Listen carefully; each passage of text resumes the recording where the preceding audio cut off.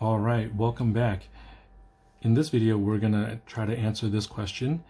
We're going to say, in a certain geometric sequence, the third term is 8 and the sixth term is 125. What is the first term? The first thing we have to notice that it is a geometric sequence. Okay, this is very important that it needs to be a geometric sequence in order for this to work. There are other types of sequences such as arithmetic, Taylor series, or like Maclaurin, and all the other ones. So, but this one is geometric. So, in my class, I always get my students to write down the list. So it tells you that the third term is 8. So we're gonna draw ourselves a little bit of a list to help ourselves organize our thoughts. So our third term is 8. So we can say that this is the first term, this is the second term, this is our third term, and we know that this is 8. And we can keep on going to talk about the sixth term. So this will be the fourth, fifth, and then sixth. The sixth term is 125.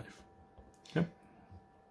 Now, because it is a geometric sequence, we know that there needs to be a ratio, there needs to be a multiplier between each of the terms, and there needs to be a common ratio, a common multiplier.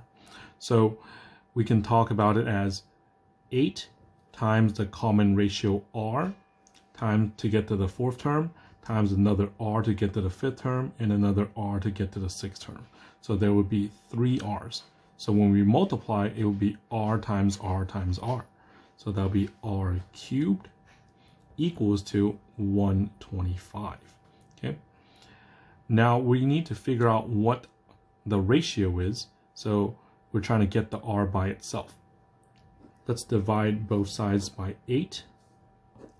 And we have r cubed equals to 125 over 8. Okay. Hopefully you recognize that if you cube root this, cube root both sides, this would be r equals to 5 over 2. Okay. And now that we have our ratio, we are going to be able to find the second term and the first term.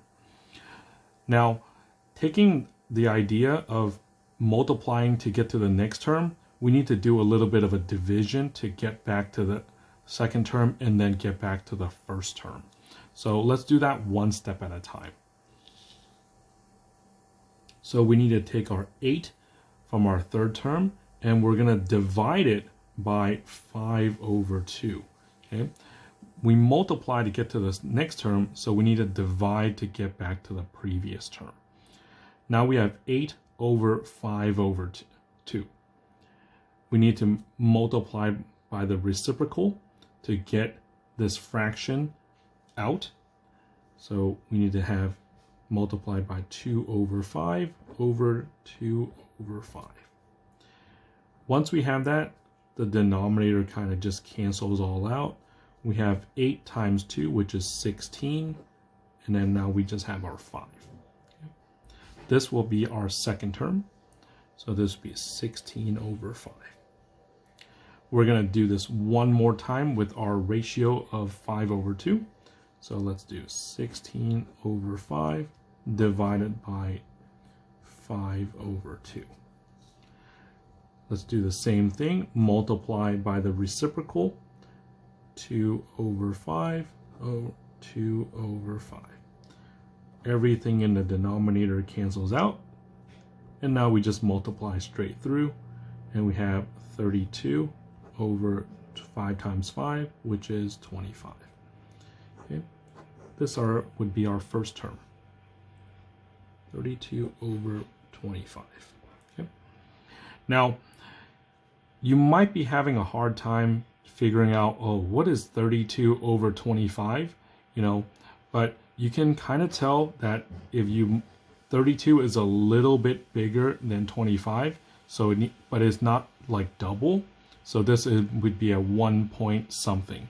And there is only 1.28 on our list of multiple choices. So there it is. All right. Hope that helped. I'll see you in the next video.